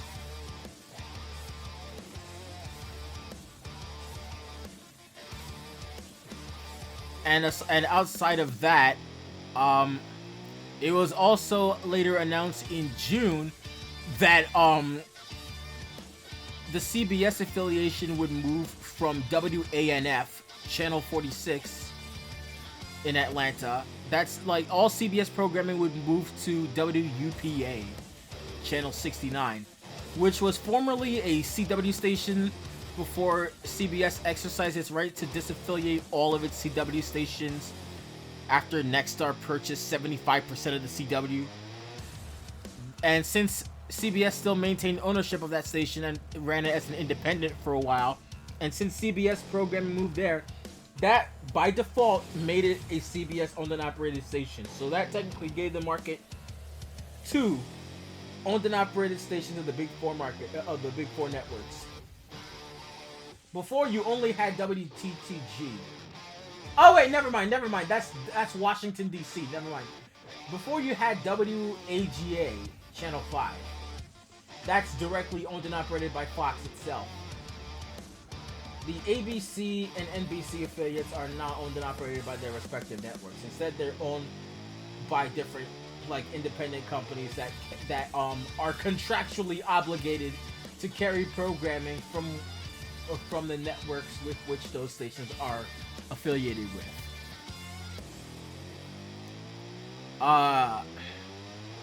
Also, I've been seeing news that Allen Media Group, Byron Allen's company, is planning on selling on all of its television stations amid financial crises and things like that. That's fucking wild. I wonder where all of their stations are gonna go. And speaking of which, I recently heard that Tegna, the spin-off media company from the Gannett Company, was planning on selling all of its stations to Nexstar Media Group. Like, Nexstar and Tegna entered an agreement where Nexstar would end up purchasing all of Tegna's stations. Effectively, some stations would have to be sold to different companies or, like, unrelated third parties, since federal broadcasting law prohibits common ownership of more than two full-powered stations within the same market.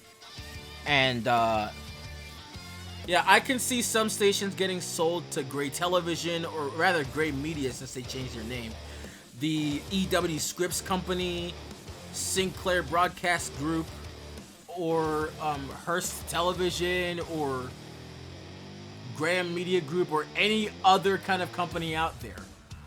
But, like, Nexstar would basically be prohibited from owning or operating these stations, whether indirectly or directly, like, in order to avoid circumventing ownership caps set in place by the FBI, set in place by the FCC. It's fucking crazy, I tell you. I mean, I don't even know how this is gonna end. There is a long list of stations owned by Tegna that could possibly get sold to Nexstar. And honestly, since Nexstar is currently the largest owner of television stations in the United States, they could definitely be facing legal trouble if they end up owning more than two stations within the same media market. It's funny how shit like this works, honestly. And another thing I recently heard was that Circle City Broadcasting, the owner of Wish TV, the CW affiliate in Indianapolis, Indiana, which was formerly a CBS affiliate before it switched affiliations with WTTV, by the way.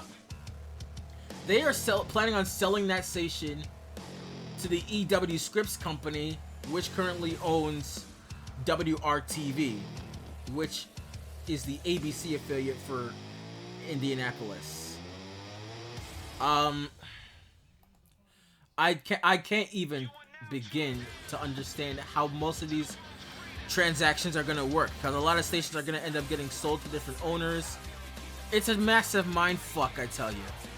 Not helping is the fact that recently Sinclair has been repeating their practice of doing the same shit they did back in 2021. I don't understand why they started doing that. Like, they started taking the affiliations of companies that they don't own directly, but rather operate under local marketing or shared services or joint sales and shared services or master services agreements or time brokerage agreements or anything other things like that.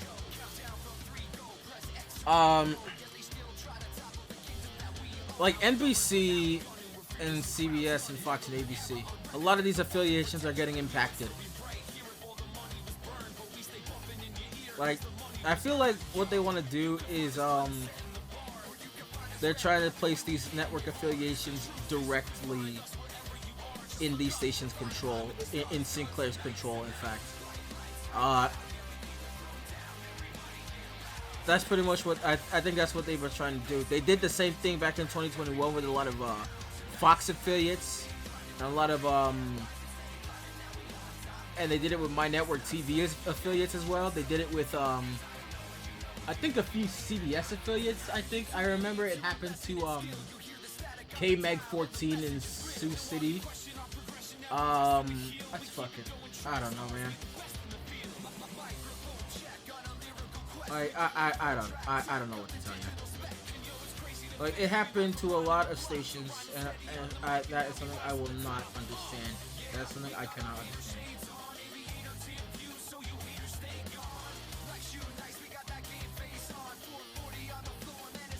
Like, yes, Sinclair is doing this with a lot of the stations. Like, they're doing this as a way of avoiding scrutiny from federal law enforcement for potentially circumventing FCC's ownership laws.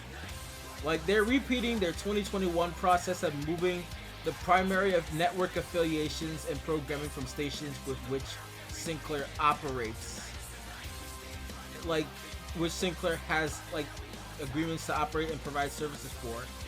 They're moving affiliations from those stations onto stations that they directly own and operate, which in turn replaces those other stations' programming with sub-channel network affiliations or digital multicast network affiliations on their main signals, and which in turn legally places those primary network affiliations directly in Sinclair's control. They've been doing a lot in a lot more recent markets. They did it in fucking Reno, Nevada. They did it in Providence, Rhode Island. They did it in Flint, Michigan. They did it in Mobile, Pensacola. Like Mobile, Alabama, Pensacola, Florida. They're doing this in a lot more recent. Like they're doing this. They're like basically quietly doing this without making any sort of announcement whatsoever. I don't like what Sinclair's doing. I mean, it's already bad enough that this company likes to shoehorn their political bias into their brand of journalism and other things like that, but their business practices are absolutely fucking... I can't even find the right word for it, but I hate it. I hate it with every fiber of my being, and there's a lot of fiber.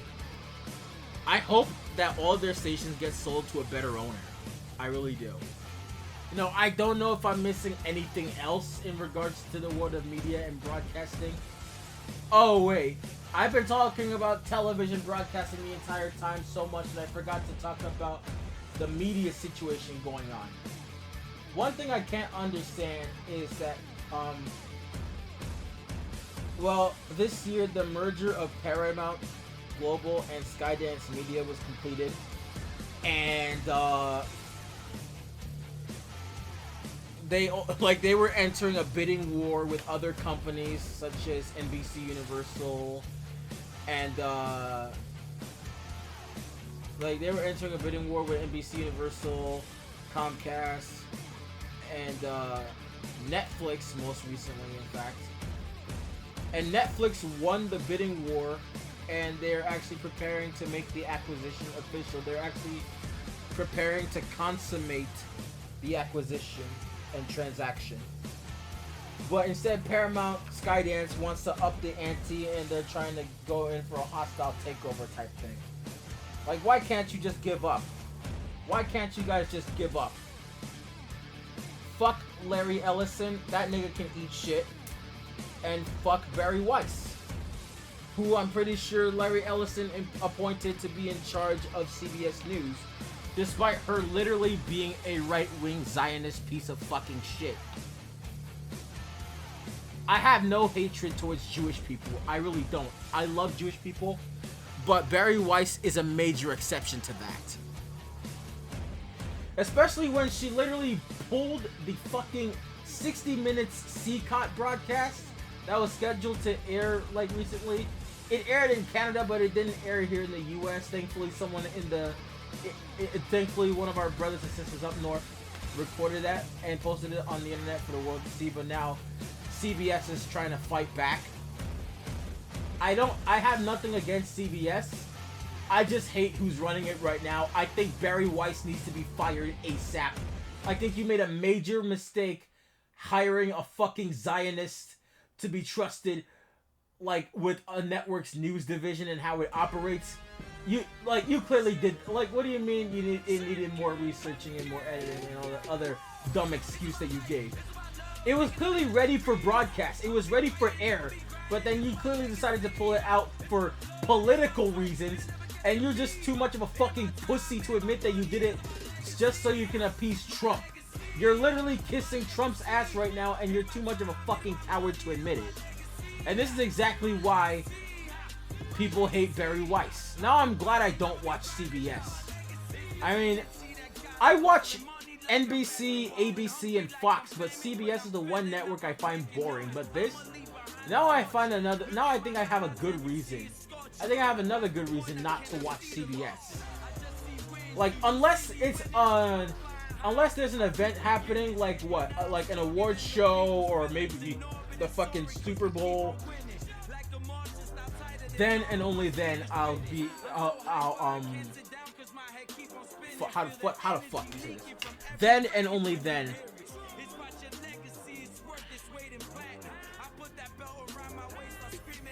My train of thought just derailed for a second. My point being is that, like, I found another good reason not to watch CBS, like, because especially the way it's being operated now. Fucking Zionist swine. That's a good way to ruin my year. Oh, I almost forgot to mention that in 2025 we lost a lot of good people. So I think we could also add that to the pop culture thing. We lost a lot of good people, most notably Hulk Hogan. I mean, I never liked his political views. I never liked his his overt racism. Like, I never liked any of his political views, but I don't think how the fuck do I say this? I still think that look, I just like Hulk Hogan, okay? I mean, I just like him. I mean, if you think about it, without him, the wrestling industry wouldn't have gained the popularity and exposure that it has in today's day. I genuinely hate to say it. I really do. I hate saying this. But all things considered, even though Vince McMahon is a piece of shit, he's still considered a pioneer in the wrestling industry. There's a long list of people who we lost in 2025. Who else died in 2025 that I can't seem to remember? Oh yeah, I almost forgot. Former Vice President Dick Cheney died this year at the age of 84. God rest his soul. Ace Frehley of Kiss died as well.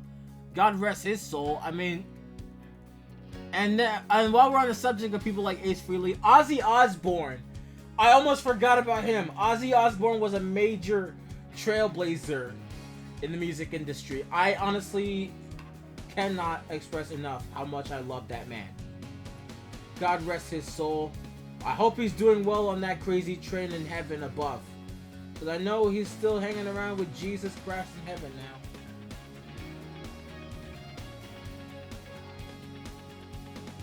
However, there is one good death that we can all celebrate. The death of Ian Watkins, the the lead singer of Lost Prophets. The guy got stabbed in prison, in maximum security prison. He was serving a 29-year sentence for multiple child sex offenses.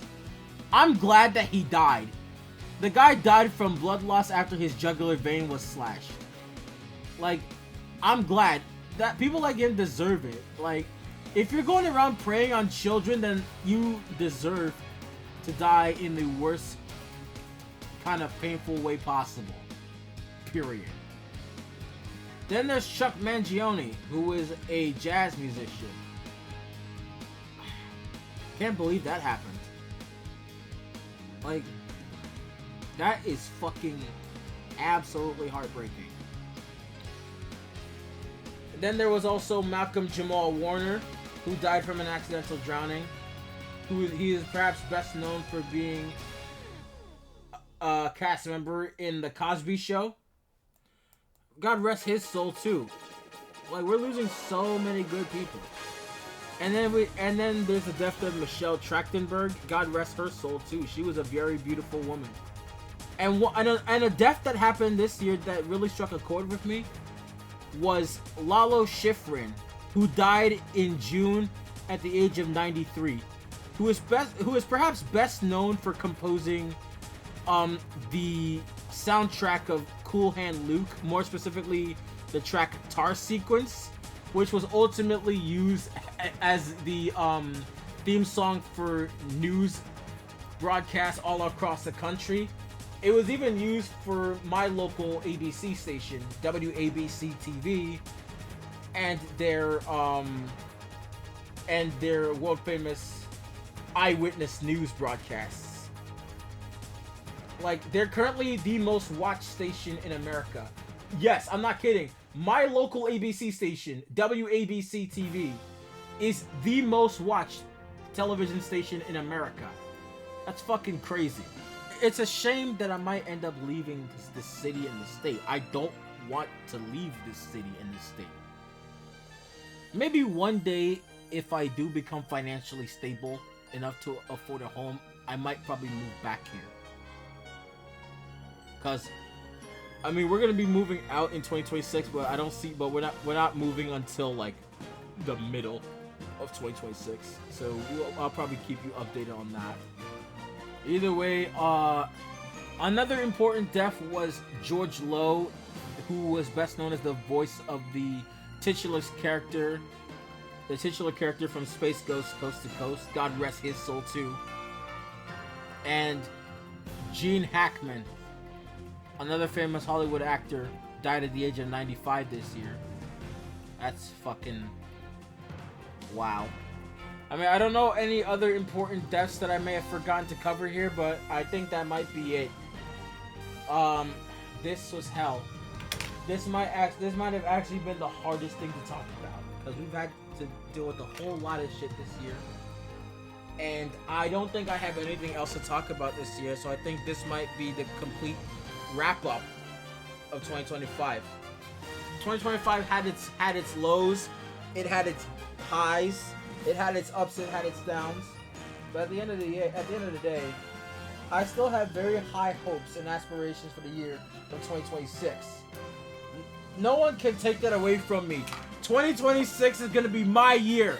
It's my year. It belongs to me. I don't care what anyone else says. 2026 is going to be my year.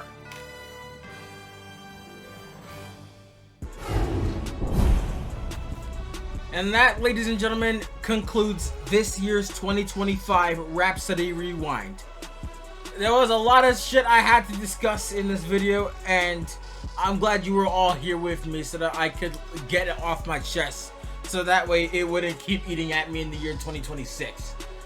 I'm glad I was here with y'all to tell you my story and tell you about a whole lot of other things from my point of view, especially how I see the world from my point of view, especially fucking news and current events and other things, especially certain things related to my interests. I'm glad I was here to talk to you all about it, and I will gladly see you all in the new year. Once more, to those who celebrate, I hope you enjoyed your Christmas. To those who celebrate, I hope you enjoyed your Hanukkah. To those who celebrated, I hope you enjoyed your Kwanzaa. To those who celebrated, I hope you enjoyed your Boxing Day. I remember that one too. Whatever it is you celebrate, I hope you had a great holiday weekend. In fact, a great holiday week, because it's only beginning. This is just the beginning. You thought I was gonna stop here? Absolutely not. Well, this video stops here, but my continuous journey does not end until I say it ends. I almost forgot to mention SMG4's final video. I watched it and I got goosebumps.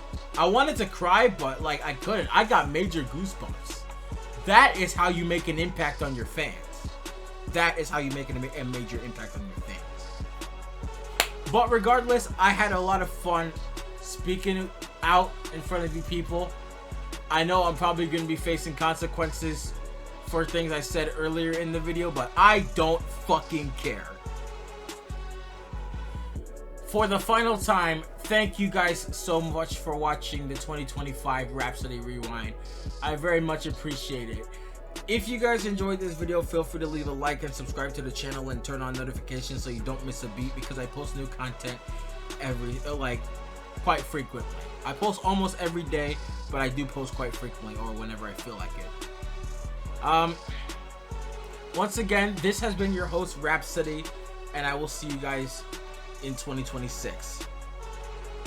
You already know what I'm gonna say. Until next time, please take care of yourselves and each other and stay blessed. And may the Lord be with you always. And remember to always be grateful and cherish and appreciate what you have, because once it's gone, we can never get it back. I will see you guys in 2026, and I want to thank you all so much for being here with me. Peace be with you, and good night.